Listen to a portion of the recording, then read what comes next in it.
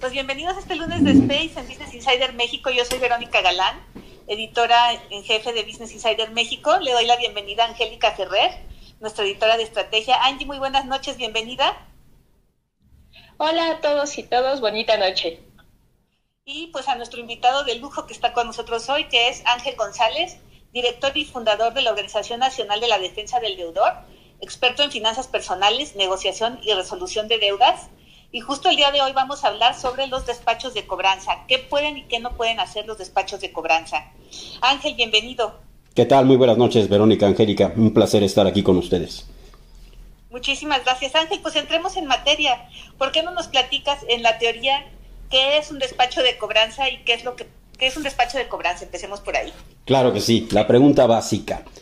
Un despacho de cobranza. Bueno, la gente confunde mucho lo que es un despacho de cobranza con un despacho de abogados. Tienen la noción de que si una deuda cae con un despacho de cobranza, pues se trata de que ya algún abogado o algunos abogados estén requiriéndole el pago de la deuda y pueda haber incluso un proceso judicial. También existe mucho la creencia de que si la deuda cae con un despacho de cobranza, pues es porque ellos ya la adquirieron, y no es así. Un despacho de cobranza actualmente en México, básicamente la mayoría de ellos es un call center, es decir, un grupo de personas que se dedican a llamar por teléfono, a enviar mensajes. Ahora con la tecnología, pues sobre todo la gestión de cobranza a través de WhatsApp se ha vuelto muy popular. Ya no es tanto la cobranza a través de correo tradicional, el correo físico, que sigue habiendo, pero ya en menor cantidad. Ahora más que nada la cobranza se enfoca a través de medios electrónicos como mensajes de WhatsApp y llamadas telefónicas. Entonces básicamente un despacho de cobranza es un call center donde se contratan personas con una muy nula o muy baja capacitación. No entrenan bien al personal para gestionar correctamente el cobro de una deuda, porque al final del día cualquier acreedor tiene derecho a recuperar el dinero que se le adeuda, y precisamente para eso se crearon estos despachos de cobranza. Lamentablemente el problema con ellos es que trabajan sin una capacitación, manejando un esquema de cobranza muchas veces agresivo, amenazante, le mienten mucho a la gente, porque el perfil del personal que contratan tampoco es muy especializado. Si vemos los anuncios que nos encontramos en redes sociales, por ejemplo, de vacantes para cobrador, pues requieren a chicos de 18 años en adelante que no tengan la preparatoria terminada. O sea, es un perfil muy básico como para una labor tan especializada. La cobranza se tiene que realizar de manera adecuada para lograr ese objetivo. Al final del día lo que se busca es recuperar un dinero que se adeuda. Entonces se tiene que trabajar correctamente. Yo creo que es muy interesante este tema para que la gente entienda y sepa bien cómo trabajan y sobre todo pues cuáles son sus derechos y obligaciones, por supuesto, ¿no? Y bueno, Ángel, ahondando en esa materia de los derechos y obligaciones del deudor, platícanos un poco más de los más básicos o cuál es el compendio sobre este tema. Claro que sí. Bueno, las obligaciones, vamos a empezar por ahí porque nos reclaman constantemente que piensan que nosotros ayudamos a la gente a que no pague sus deudas y no nos dedicamos a eso. Le ayudamos a la gente a que entienda sus obligaciones y sus derechos. Entonces comencemos por las obligaciones. Se contrajo una obligación, en este caso un crédito o un préstamo, el cual se tiene que liquidar, por supuesto, pero también debemos entender que toda deuda es susceptible a ser negociada en sus condiciones cuando se suscita un acontecimiento que nos impide el poder cumplir con dicha obligación en tiempo y forma, entendiendo que estamos atravesando tiempos históricos, una pandemia que no nos había sucedido en muchísimos años, que evidentemente generó una gran cantidad de desempleo, negocios que tuvieron que cerrar sus puertas, que al momento de que entró la contingencia muchos cerraron sus puertas y jamás las volvieron a abrir, y eso generó por supuesto que muchísimas personas se quedasen sin chamba, que sus ingresos bajasen por esta situación ajena a su control. Entonces es una obligación, sí, pagar la deuda, pero entendiendo que hay circunstancias que pueden modificar las condiciones bajo las cuales se va a pagar dicha deuda, porque la piedra angular del derecho es que nadie está obligado a lo imposible. Si una persona pierde el empleo, cierra su negocio, sus ventas se desploman, pues evidentemente sus ingresos se ven afectados y tiene que priorizar, ¿no? Primero alimentar a su familia, pagar lo básico y pues después ya, en segundo término, las deudas que, insisto, se van a pagar, pero de acuerdo a la capacidad económica del individuo. Ahora, en cuanto a los derechos del deudor.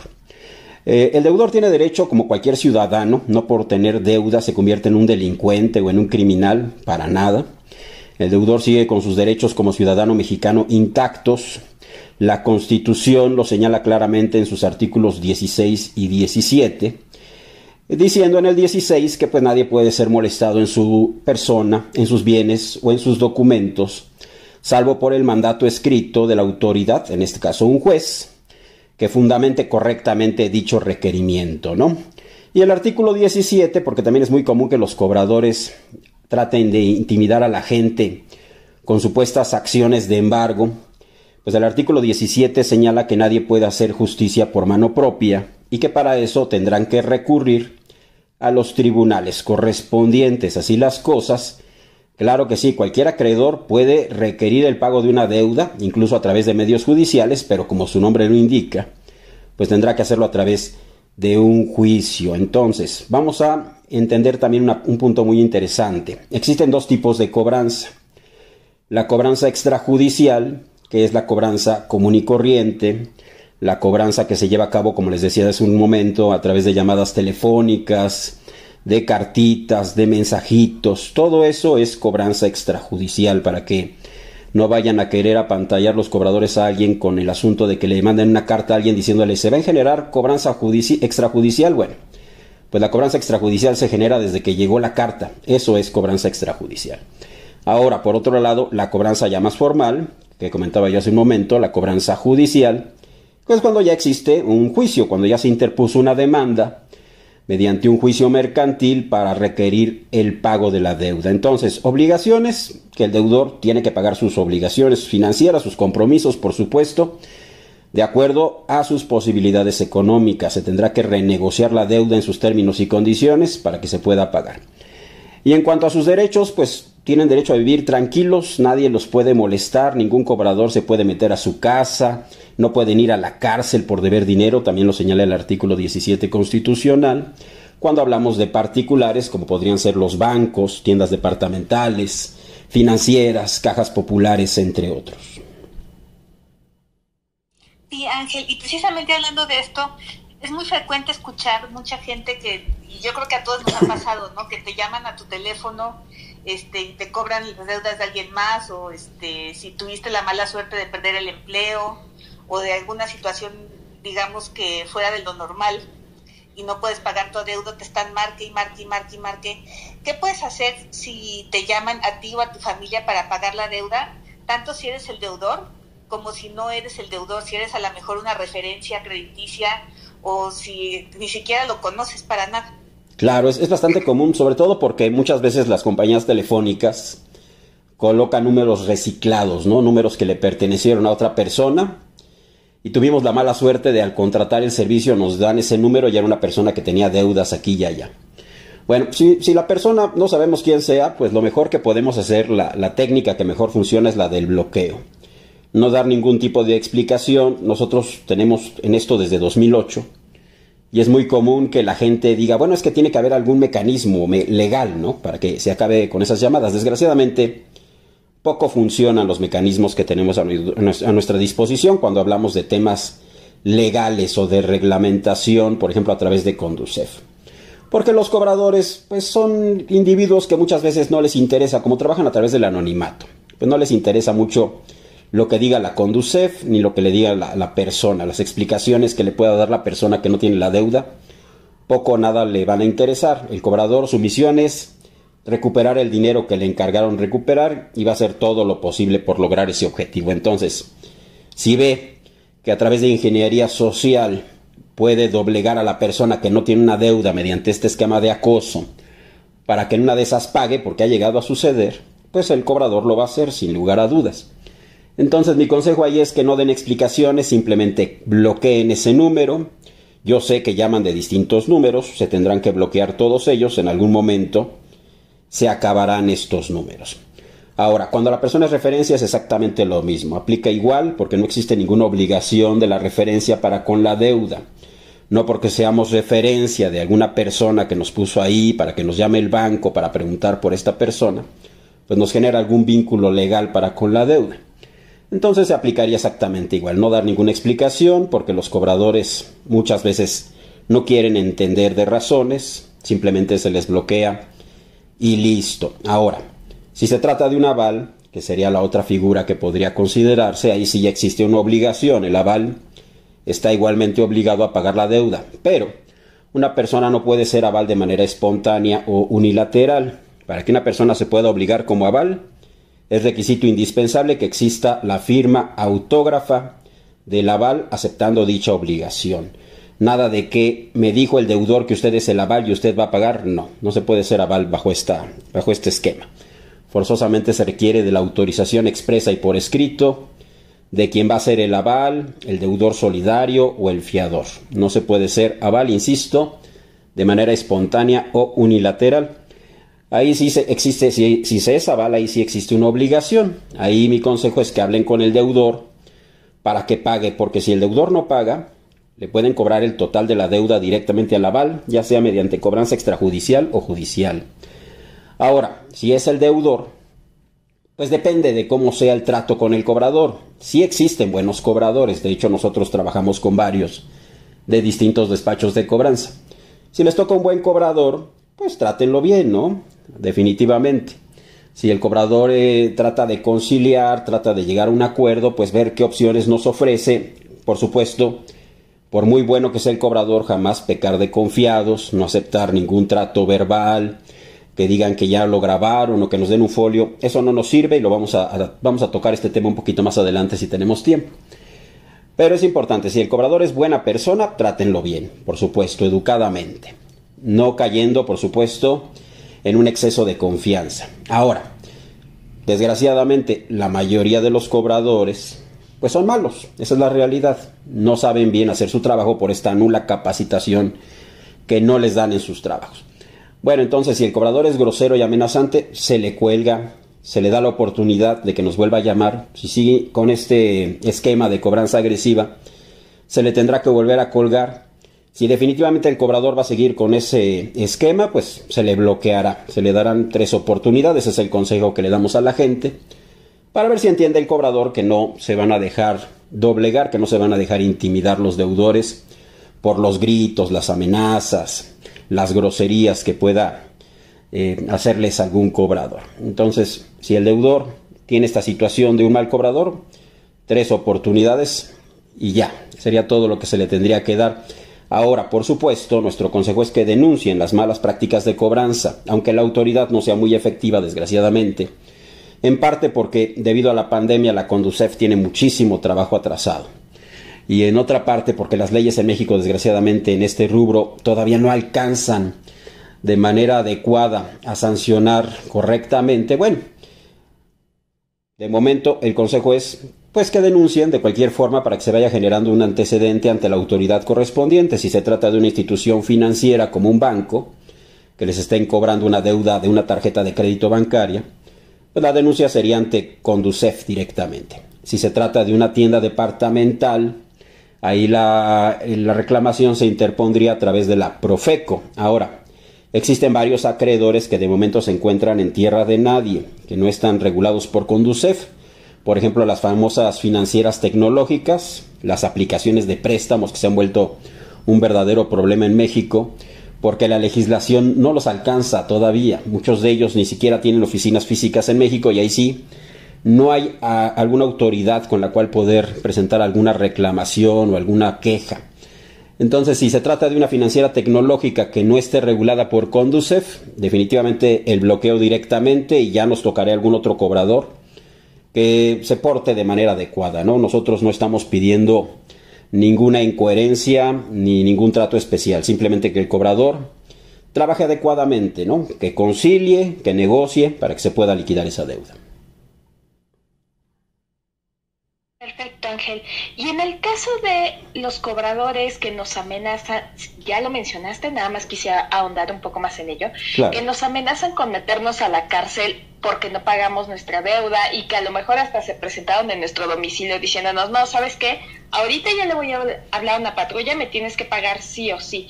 En esas situaciones, ¿qué debemos hacer?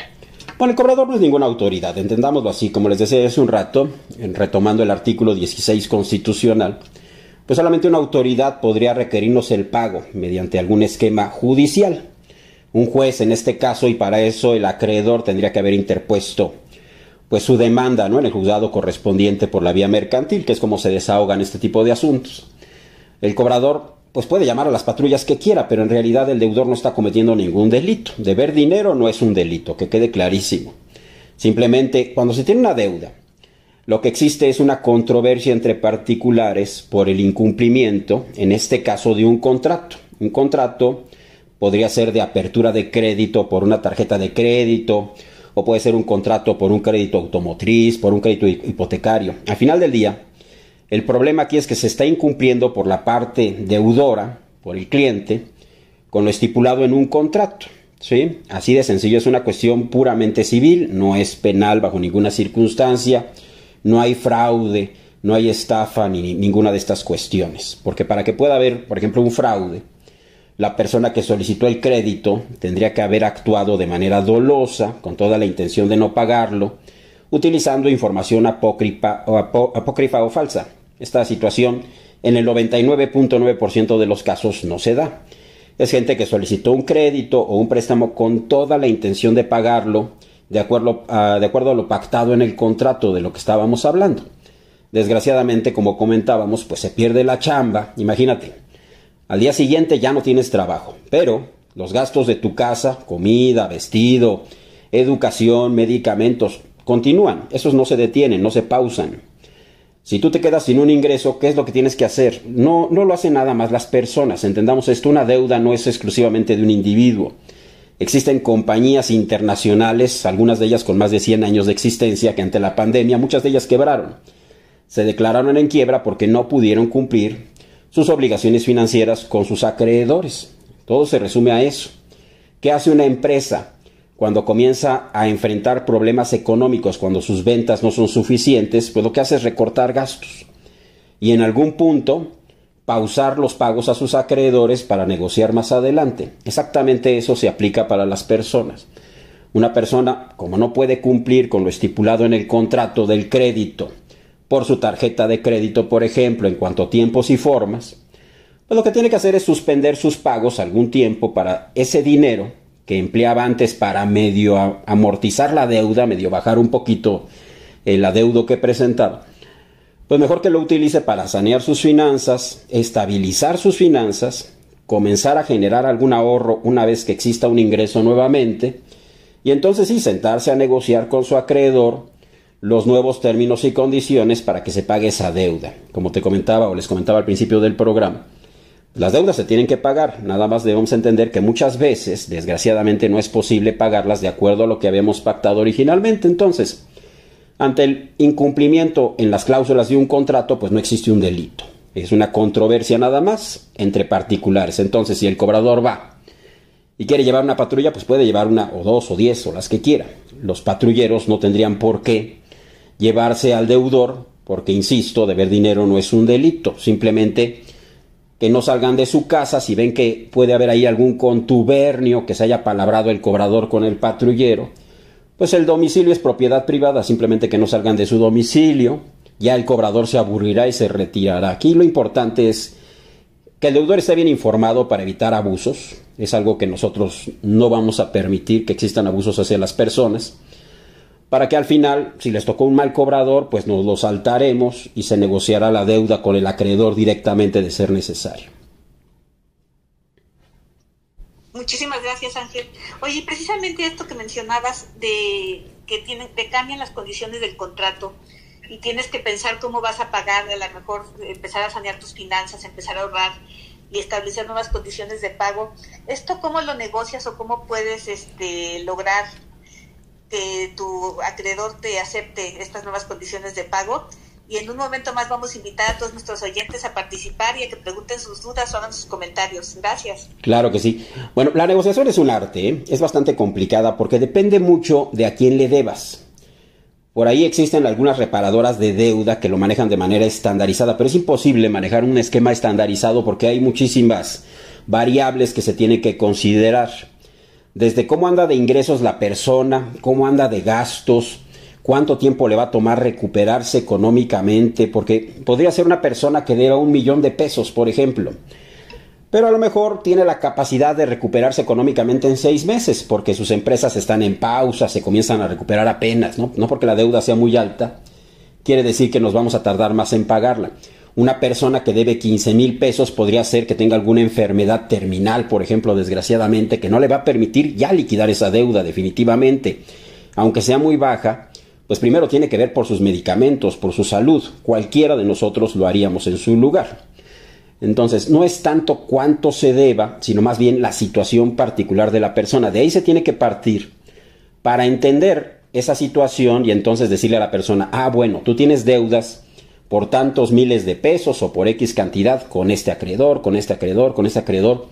Vamos a tener que negociar, porque también, dependiendo del acreedor, cambia la negociación. No es lo mismo deberle al usurero de la colonia, por ejemplo, al señor que se dedica a prestar dinero a través de pagares, que deberle a un banco una tarjeta de crédito. ¿Por qué? Porque el señor tiene su carácter, tiene su forma de pensar, tiene sus modos.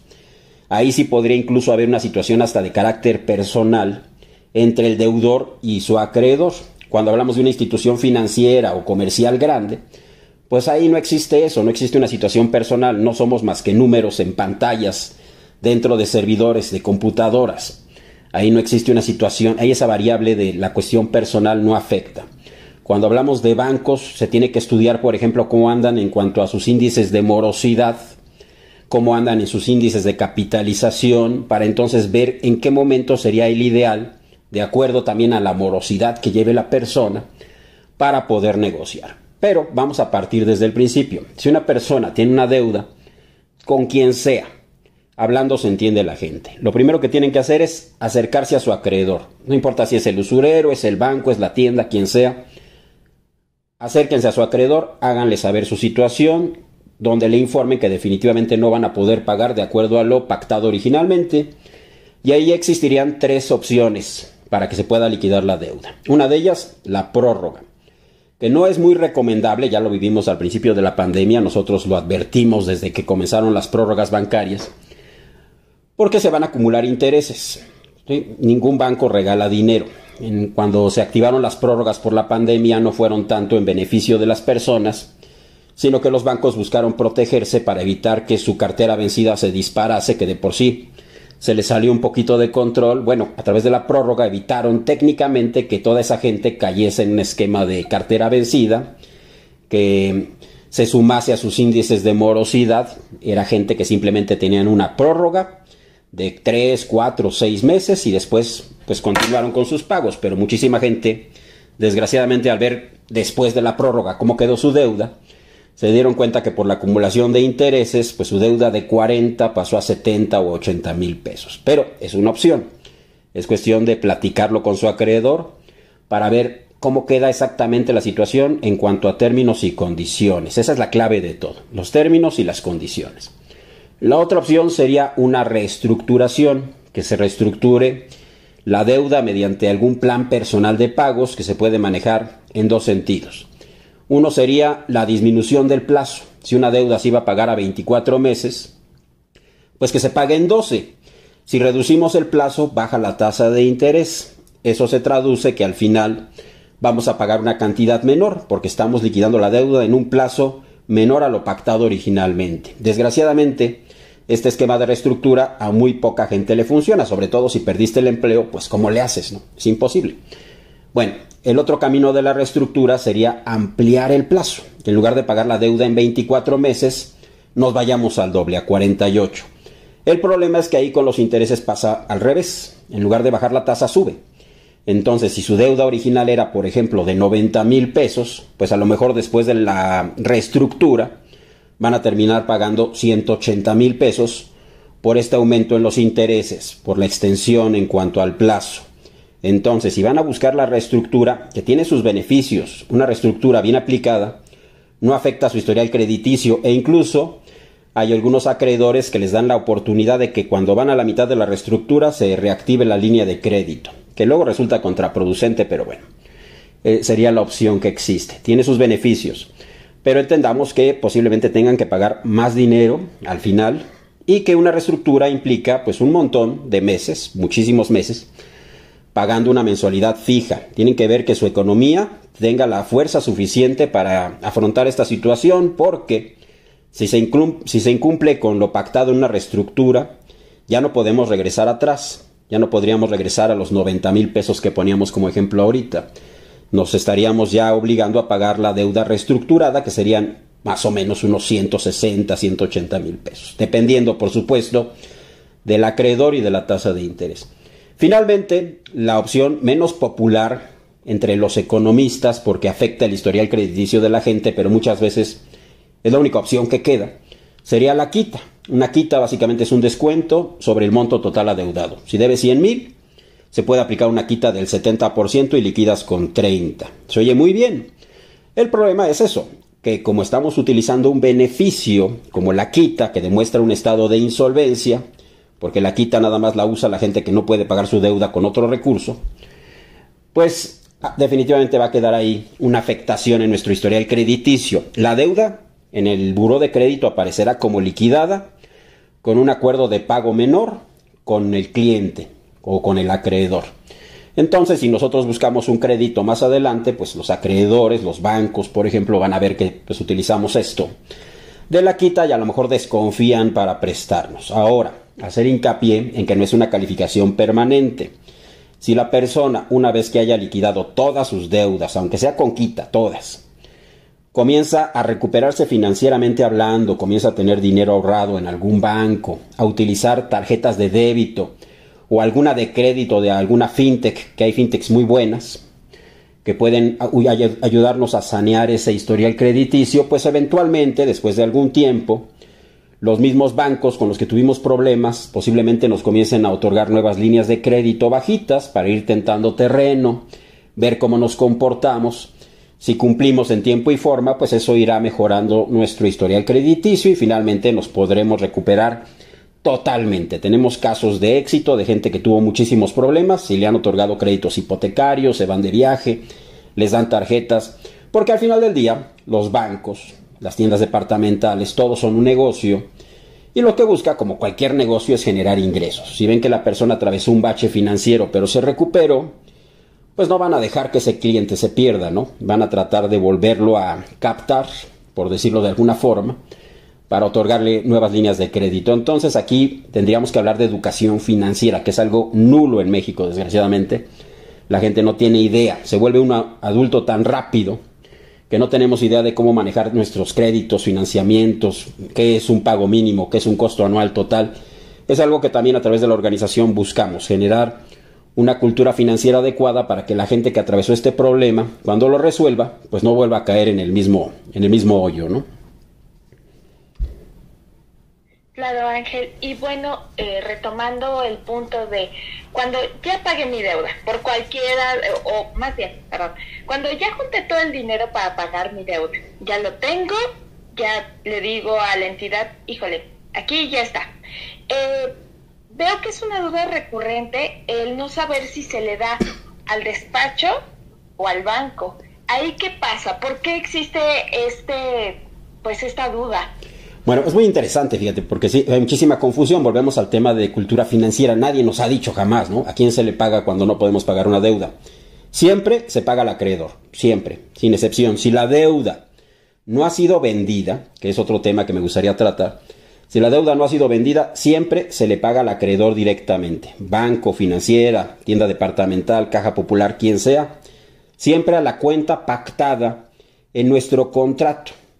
Todos los créditos, absolutamente todos los créditos, todos los préstamos, cuando hablamos de instituciones financieras o comerciales legales, todos esos créditos están respaldados por un contrato. Desgraciadamente, por falta de cultura financiera, la mayoría de las personas no solicita, no exige ese contrato y no entiende, no sabe bajo qué términos y condiciones quedó su deuda estructurada originalmente. Constantemente llega la gente y nos dice, es que yo pedí un crédito aquí y me quieren cobrar el doble. Bueno, es que eso lo debieron ver antes de aceptar el crédito, ¿no? Leer el contrato para saber bien cómo quedan los pagos, la tasa de interés, costo anual total, etcétera. Bueno, entonces, ahí en ese contrato se estipula, dentro de esos términos y condiciones, en la cuenta o a dónde se van a tener que hacer los pagos. Siempre se tienen que hacer ahí, salvo que se modifique durante la negociación esta situación. Pero si no ha sido así, si juntamos el dinero y se va a liquidar la deuda, siempre directamente al acreedor. Jamás se le da un peso al cobrador o al despacho de cobranza. Nunca se les paga a ellos, porque es otra situación bastante común que a la gente le llegue un mensaje de WhatsApp, por ejemplo. Liquide su deuda hoy con un fantástico 80% de descuento, deposite en este número de cuenta, ¿no? Y la gente, pues emocionada, tiene la deuda, quiere acabar con el problema, con el acoso, con las amenazas, ve ahí una salida y desgraciadamente les gana la emoción, van y pagan y resulta ser que ese dinero jamás cayó con el acreedor y el número, como es un WhatsApp, pues quién sabe de quién sea, ¿no? Entonces pierden ese dinero. Entonces, bien importante, siempre se le paga directamente al acreedor, salvo la excepción de que se haya renegociado la deuda y que se haya cambiado esta situación de la cuenta o dónde se va a hacer el pago, o si la cuenta ya fue vendida, si la cuenta realmente ya fue vendida a alguna empresa adquiriente de cartera vencida, bueno, ahí ya se tendrá que pagar a la cuenta que se pacte con el nuevo acreedor, con el adquiriente.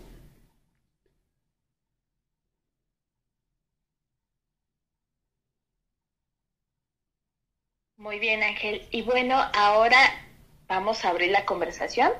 Por favor, quien quiera participar con sus dudas, levanten su manita y ahorita los vamos pasando, ¿vale? Claro que sí. Bueno, y mientras levantan su manita, Ángel, ¿y qué pasa cuando sí vendieron tu deuda? Bueno, mira, ¿Cómo sabes ahí a quien, o sea, al despacho de cobranza que sí efectivamente quede pagado y no te pase lo que acabas de decir? Claro. Eso es importantísimo, ¿eh? Importantísimo, porque ahorita muchas de las financieras tecnológicas, de las fintechs, de las que prestan a través de aplicaciones de celular, están agarrando mucho la moda de vender su cartera vencida. Como son deudas muy bajitas, no les interesa demandar el pago judicialmente. Entonces se la venden a alguna empresa adquiriente. ¿Cómo saberlo? Es muy sencillo. La ley estipula que el acreedor está obligado a decirnos, pero desgraciadamente muchas veces esto no sucede. Volvemos al tema de la casi nula aplicación de la ley. Uno le pregunta al acreedor, bueno, ¿y los datos a quién se la vendiste? No lo saben decir, nos transfieren, nos cuelgan, no nos resuelven. Esa es la realidad. Algunas veces sí nos dan la información, otras no. ¿Cómo puede saber la persona a ciencia cierta que realmente su deuda ya fue vendida y no es una mentira de un cobrador? Porque también usan ese cuento, ¿no? De que nosotros compramos su deuda y ahora nos debe a nosotros, y a veces no es cierto, ¿no? Puro cuento. Bueno, es muy sencillo. A través del buró de crédito o a través de Círculo de Crédito, que son las dos sociedades de información crediticia en México, pueden verificarlo. Si la deuda ya fue vendida, podrán ver la clave dentro de su reporte, la clave CV, que quiere decir cuenta vencida vendida, y del lado izquierdo aparecerá el nombre de la empresa adquiriente. Algunas veces, como este es un trámite un poquito tardado, la cesión, la venta de cartera vencida, no se da rápidamente. Algunas veces este proceso puede tardar 2 o 3 meses en lo que se realiza la venta. No es el tiempo que tome el acreedor o decida ya para vender la cuenta, no. Más bien es una vez que ya comenzó el trámite. Este trámite a veces lleva unos 2 o 3 meses.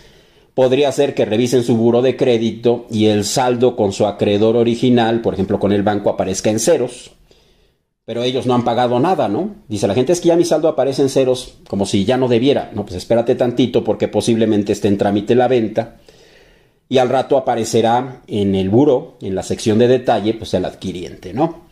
Entonces ahí el consejo, si ahorita no aparece, si ya les dijeron que vendieron la cuenta y aparece en ceros su saldo, si aparece en ceros su saldo, espérense 2 o 3 meses. Si el saldo sigue apareciendo con la cantidad que debían, entonces no es cierto. La deuda sigue con el acreedor, no ha sido vendida. Seguramente es una mentira del cobrador para tratar de intimidarlos. Pero la forma más sencilla de saberlo es a través de buró de crédito o de Círculo de Crédito.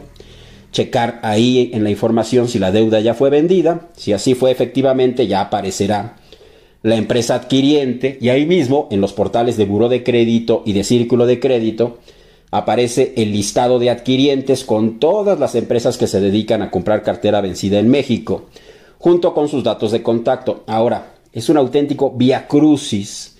Si con un banco negociar una deuda es complicado, con un adquiriente es dificilísimo. No contestan los teléfonos, no regresan los correos electrónicos, complicadísimo el contacto con un adquiriente, y si hay alguien en la audiencia que tenga esta situación no me dejará mentir. Es muy difícil llegar a un acuerdo con un adquiriente. Ahora, otro problema que tiene que enfrentar el deudor es que a los adquirientes, a las empresas que se dedican a comprar cartera vencida, no las regula nadie. No las regula Profeco, no las regula Conducef, porque no es un prestador de servicios y tampoco es una institución financiera. Entonces, si se incumple con el convenio pactado por parte del acreedor, si no reconoce el pago, si lo toma como un pago parcial, no existe ninguna autoridad la cual nos pueda apoyar para que los obligue a cumplir con lo pactado. Entonces, si se va a negociar una deuda con un adquiriente, por favor váyanse con pies de plomo, soliciten toda la documentación necesaria para respaldar su convenio, verifiquen el convenio 1, 2, 3, 5 veces antes de pagar un centavo, porque es muy común que les ofrezcan algo y al rato no lo cumplan, porque saben bien que no existe ninguna empresa, ninguna autoridad, ninguna entidad que los regule. Entonces sean muy, muy cuidadosos si ya se vendió su deuda, por favor. Y siempre verifiquen, ¿no?, la venta. Es bastante sencillo, como les comentaba. Muchas gracias, Ángel. Bueno, pues ya empezamos con nuestras preguntas. Jessy, por favor, adelante. Muchas gracias, buenas noches. Una duda, si una entidad financiera, por ejemplo, como FAMSA, desapareció, pero en buró de crédito sigue apareciendo el adeudo, no aparece como cartera vendida, ¿qué se puede hacer en ese caso para poder eliminar ese crédito? Mira, es muy buena pregunta, porque efectivamente Bancorro FAMSA entró en un esquema de liquidación judicial a mediados del 2020, y un trámite de ese tipo lleva años, no se resuelve de la noche a la mañana. El IPAP, el Instituto de la Protección del Ahorro Bancario, recuperó parte de esa cartera vencida, y ahora cualquier trámite de pago, por ejemplo en el caso de Jessica, que aparece todavía la deuda ahí en buró de crédito, mi consejo es que contacte directamente al IPAP para que el IPAP le diga si ellos poseen esa cartera vencida o si ya fue vendida, porque mucha de esa cartera vencida ya fue adquirida por distintos despachos de abogados, distintas empresas. Por ahí Coppel compró parte de esa cartera vencida. Entonces, primero verificar quién tiene la deuda, si todavía está con el IPAP o si ya se fue vendida a algún adquiriente, algún despacho. Verificar bien quién y contactarlo directamente, con los datos, por supuesto, de la cuenta. Ellos nos tendrán que hacer referencia de la misma y negociarla, ¿no? Ahorita hay mucho descontrol por parte de la gente que tiene problemas con FAMSA, porque en muchos lugares hasta desaparecieron las sucursales, ya no existen, entonces no saben a quién pagarles. Si su problema es con Bancorro FAMSA, contacten directamente al IPAP, a la autoridad correspondiente, ya ellos les darán razón. En caso de que no sepa ni el IPAP, porque nos han llegado algunos casos así, con mucho gusto podemos apoyarlos para ubicar al adquiriente de su cuenta y ya poder negociarla. Una vez negociada y liquidada, desaparecerá ese registro negativo en buró de crédito. Gracias.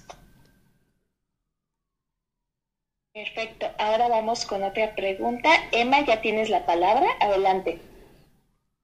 Ay, hola. Yo tengo una duda.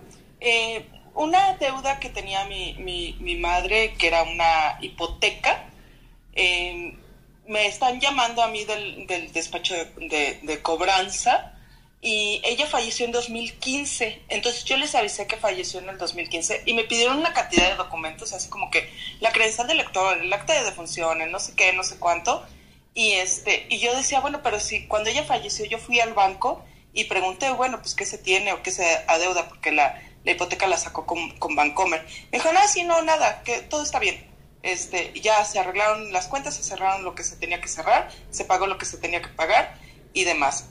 Y ahora como que me llaman y me piden estos documentos, y varios abogados me dijeron, no les des ningún documento, no tienes por qué darles ninguna información ni nada. ¿Es correcto eso, o sí tendría yo que estarles dando a ellos pues toda esta documentación que me piden? Bueno, te haré una pregunta, Emma. ¿Ya liberaron escrituras? ¿Ya se liquidó la deuda? Porque estos créditos hipotecarios, por ejemplo, con los bancos, están protegidos por dos seguros. Uno es un seguro de desempleo, en caso de que tu mami hubiese perdido el empleo, aproximadamente por 6 meses, el seguro iba a hacer los pagos. Y el otro es en caso de fallecimiento del titular, en cuyo caso, pues la aseguradora cubre el total del saldo pendiente. Entonces, ¿se aplicó el seguro? ¿Ya se liberaron escrituras? Las escrituras no, estoy en el proceso, pero sí tengo el documento que dice liberación de hipoteca. O sea, ella sí ya la había liberado y estaba como en la notaría en donde estaba tramitando todo esto. Ok. Pues ya pasó algún tiempo, desde 2015 para acá, pues estamos hablando de 7 años. Ya tendría que estar solucionado el tema. Aquí no le des información a quien no conozcas, por supuesto, ¿sí? Mejor contacta directamente al banco. Ellos te sabrán decir en qué etapa se encuentra, pero sí es urgente que ya se finiquite este tema, porque sí ya lleva muchísimo tiempo. Normalmente esto no pasa de un año. Para que ya se puedan liberar escrituras y ya no exista ahora sí forma alguna de que te quieran sorprender. Pero sí, es muy común también que por ahí queden los expedientes de la gente rezagados, de deudores o de personas que iban al corriente, y algunas personas abusivas se hacen de esa información y tratan de sorprender al deudor o a sus familiares. Entonces, el consejo es jamás le den ningún tipo de información delicada a nadie que no sepan, porque del otro lado de la línea no tenemos certeza de quién se encuentra, ¿no? Mejor ir directamente con el acreedor o con el titular responsable y él que nos resuelva la duda, para evitar que vayamos a caer en algún esquema de estafa, mi estimada Emma. Muchas gracias. No, ¿de qué? Estoy a tus órdenes. Muchas gracias, Ángel. Y otra duda, se ha dado últimamente en algunos casos de personas que tienen créditos tanto bancarios como con el Infonavit compartidos y tienen 2 escrituras, y esas personas de repente se encuentran con que a lo mejor pudieron pagar un crédito, a lo mejor el del Infonavit, pero no pudieron seguir pagando el del banco o viceversa. Y hemos visto en algunos casos donde lo que hace el banco es extinguir, digamos, que crédito hipotecario y convertirlo en un crédito de otro tipo para poder proceder a un embargo. ¿Qué tanto está sucediendo esto? ¿Qué tanto lo vamos a seguir viendo? ¿Y qué te cambia cuando te lo cambian de un crédito hipotecario a un crédito, pues no sé cuál es el nombre, mercantil tal cual, o no sé cuál es el nombre correcto? Bueno, definitivamente el banco, quien sea, o el acreedor que sea, no puede modificar las condiciones unilateralmente de un contrato. No podrían modificar de qué fue el crédito. Por ejemplo, si es un crédito hipotecario o si se trata de un cofinanciamiento a través de Infonavit o de un crédito bancario, el banco no puede hacerlo solito. Forzosamente se requiere de la aceptación del titular. Por eso se le complica mucho a los bancos el poder iniciar un proceso judicial, porque no podrían embargar el inmueble, porque el total del inmueble no quedó como garantía, solamente la mitad, lo que les complica muchísimo la situación. Entonces sería interesante ver bajo qué condiciones se hizo ese cambio, porque también existe mucho el asunto de que los cobradores o incluso ya abogados, cuando se trata ya de un tema un poco más serio, tratan de sorprender al deudor haciéndole creer que cambiaron las condiciones de su crédito y que podrían embargarle ahora sí sus cosas. El embargo es un derecho que tiene el acreedor, ¿no?, para recuperar el dinero que se le adeuda, pero tiene que hacerlo a través de la autoridad correspondiente. En este tipo de créditos, donde existe este cofinanciamiento, como te comentaba, es difícil, es muy complicado que lo puedan llevar a cabo por la situación en cuanto al bien que garantiza el pago de la deuda.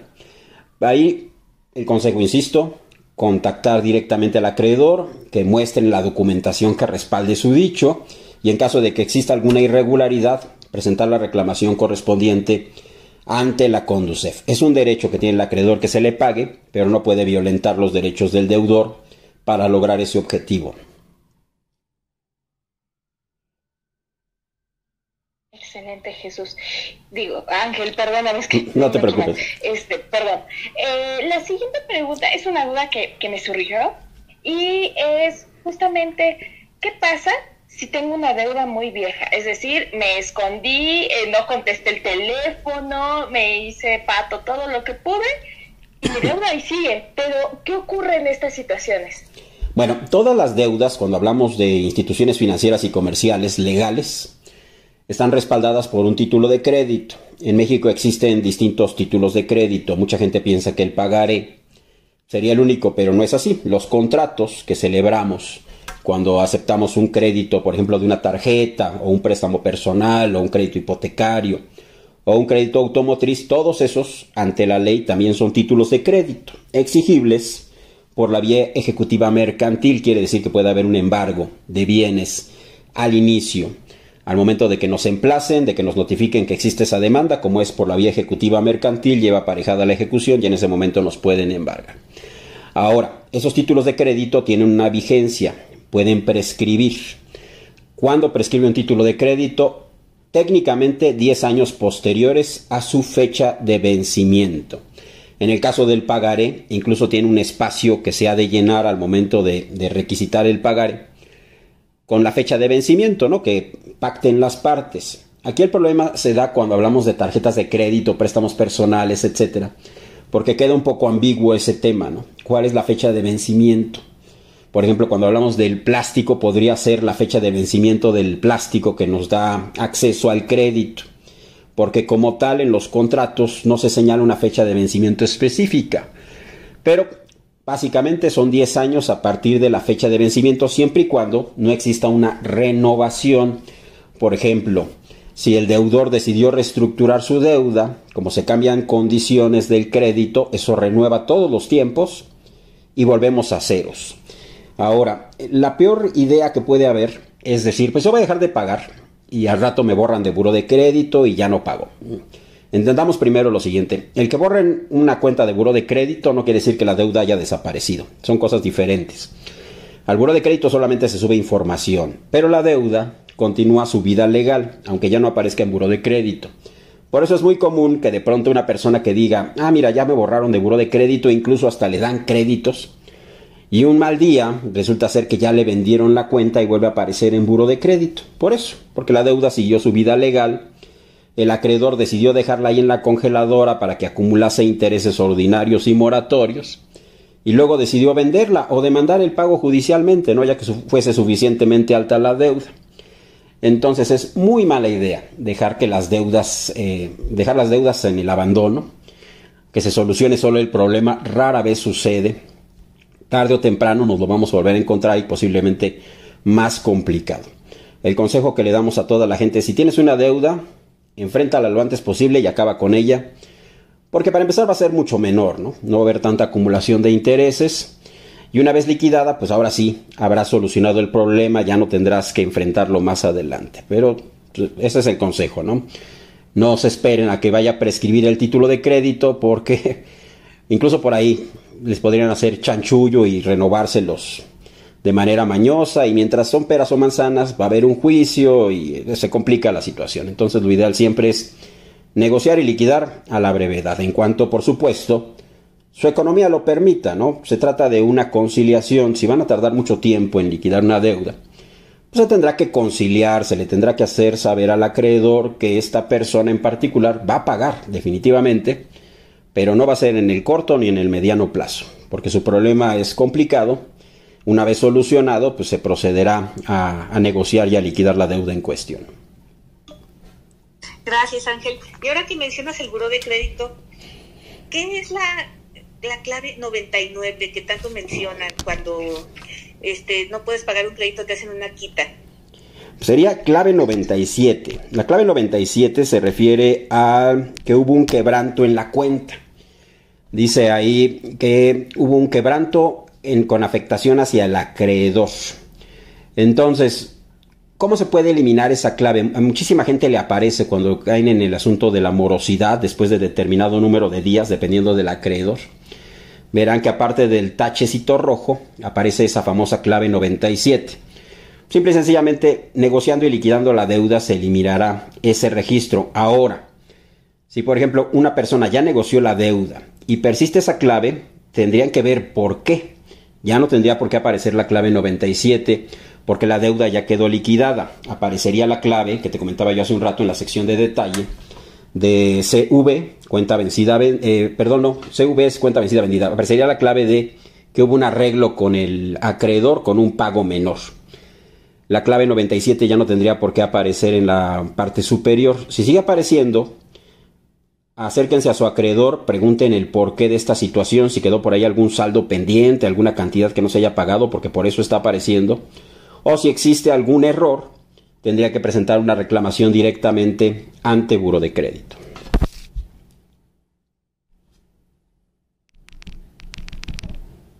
Gracias, Ángel. ¿Y esta clave 97 desaparece después de 6 años cuando borran tu historial crediticio? O bueno, cuando se hace como de que está limpia de los créditos que ya acabaste de pagar. Bueno, ahí te va. Este es un tema súper interesante. La pregunta también súper común. ¿Cuándo me borran del Buró de Crédito, no? Depende cuánto debas. Hay algunas deudas que duran 1 o 2 años, otras 3, 4 años. Pero si son deudas mayores, que es desgraciadamente el promedio, te vas a aventar ahí 72 meses, que son 6 años. Cualquier clave que hayas tenido una vez eliminado ese registro va a desaparecer. Cualquier clave que haya sido. Ahora, el problema es el siguiente, los tiempos que va a tardar este asunto. Mucha gente dice, pues me voy a esperar a que me borren del buró y listo, ¿no? Porque son 6 años máximo. Incluso nos llega muchísima gente que nos dice, es que yo ya tengo 7 años, 10 años y no desaparece. ¿Por qué? Porque esos 72 meses van a comenzar a correr a partir de que el acreedor deje de actualizar la información de esa cuenta. Entonces hay acreedores que se mantienen constantemente actualizando esas cuentas para evitar que comience a correr ese tiempo, y por eso es que mucha gente tiene esta situación de que persiste y persiste el registro negativo en Buró de Crédito con la clave que tú quieras por esta situación de actualización. Entonces otro consejo que les doy, no usen esa estrategia de esperar a que eliminen su registro.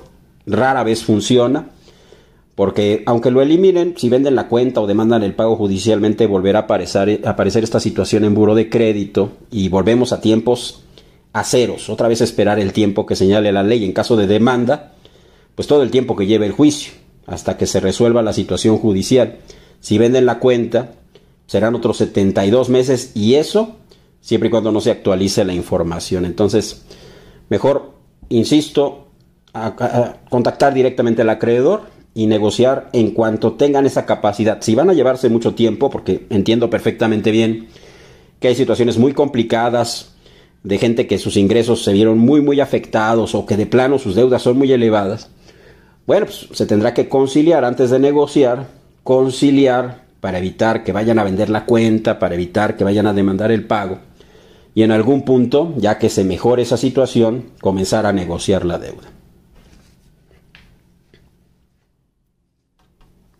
Muy bien, así nos quedó muchísimo más claro este tema de la clave, que en lo personal lo había escuchado muy vagamente, pero ahora está más aterrizado.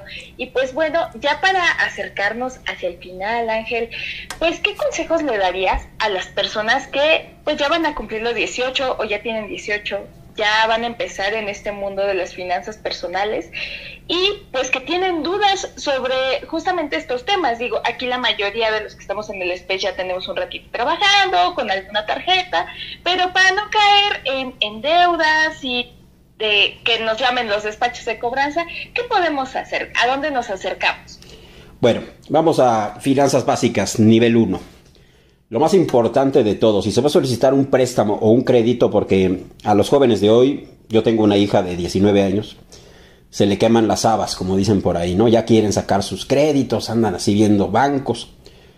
Lo fundamental, siempre exigir copia del contrato que va a respaldar el crédito o el préstamo en cuestión. Si no nos lo quieren dar, ni se metan en problemas, salgan de ahí corriendo, porque por algo no se los quieren dar. Todos los créditos, todos los préstamos, incluidos los de las aplicaciones de celular, están respaldados por un contrato. Nada más que los acreedores son muy mañosos y muchas veces no les dicen eso y esperan que la gente se quede con la información que viene en su sitio web o en la descripción de la aplicación. Pero todo eso que viene en el sitio web o en la descripción de la aplicación no es un contrato. Simplemente son descripciones que se pueden modificar con unos cuantos teclazos de un teclado.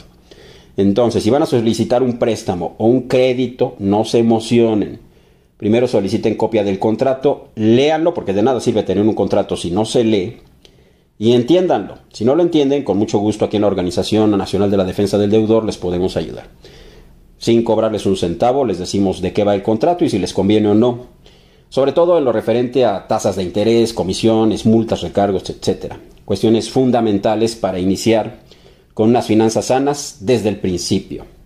Lo segundo, nivel de endeudamiento. Es algo que la gente no sabe. 9 de 10 personas no tienen idea de cuál es su nivel máximo de endeudamiento. El nivel máximo de endeudamiento es el 30% de nuestros ingresos. Si ganamos 10,000 al mes, no podemos permitirnos deudas que superen pagos mensuales superiores a 3,000 pesos. Y ahora, si hablamos de tarjetas de crédito, no estoy hablando del pago mínimo, porque el pago mínimo son casi puros intereses. Estoy hablando de que por lo menos se contemple 3 veces el pago mínimo. Si el mínimo es de 1,000, que se paguen 3,000 al mes, y eso ya quemó nuestro monto máximo de endeudamiento. No podríamos ir más allá. ¿Qué pasa con la mayoría de las personas?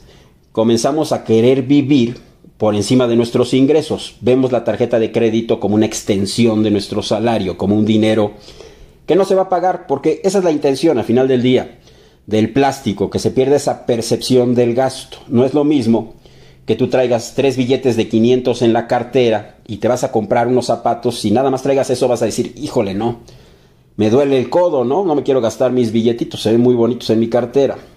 Que agarres tu plástico, ya a nivel psicológico pierdes la noción del gasto y pasas el tarjetazo y saliste con tus zapatos y no sentiste que gastaste, pero la realidad es que sí te gastaste esa lana, ¿no? Si hubo ese gasto y se tiene que pagar, y no nada más lo que pagaste, en la mayoría de los casos con sus respectivos intereses. Entonces sucede que la gente comienza a pasar ese nivel de endeudamiento del 30, al 40, al 50%, 60%, incluso hasta más. Hay gente que vive del crédito, trabaja para el banco, cobra su quincena, se la pagan, paga todo al banco y luego subsiste metiéndole a la tarjeta al súper, a la farmacia, para pagar la colegiatura, etcétera, etcétera, ¿no? Entonces no podemos estar viviendo de lo prestado. Tenemos que retomar la cultura del ahorro, y para evitar que se los coman los intereses en inversiones seguras. Y la tarjeta de crédito no es mala, no es un enemigo. Sabiéndolo usar puede ser un punto de financiamiento muy benéfico, pero es el chiste, ¿no?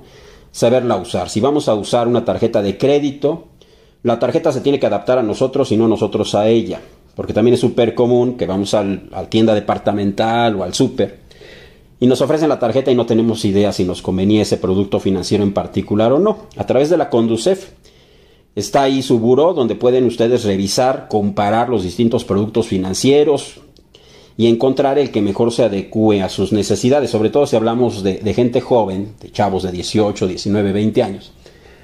Pues que busquen el crédito que mejor se adapte a sus necesidades para evitar que comiencen a tener problemas con su historial crediticio desde muy temprano. Perfecto, Ángel. Están buenísimos estos consejos. Espero que aquí haya papás y mamás que los apliquen, que les enseñen, y estaría muy, muy bueno. Y pues, bueno, estas serían todas nuestras preguntas. Antes que nada, te doy las gracias, Ángel, por habernos explicado tan claro este tema. Y Vero, igualmente, muchas gracias por estar con nosotros en este espacio. Y pues, si tienen más preguntas, los invitamos a escribirnos a nuestro correo, que es editorial@businessinsider.mx. Business Insider se escribe así como lo pueden ver aquí en nuestra cuenta de Twitter. Y pues nosotros estamos encantados de leerles. Y pues, si se requiere, pues platicar otra vez con Ángel. ¿Estarías de acuerdo, Ángel? Claro que sí, yo estoy a sus órdenes.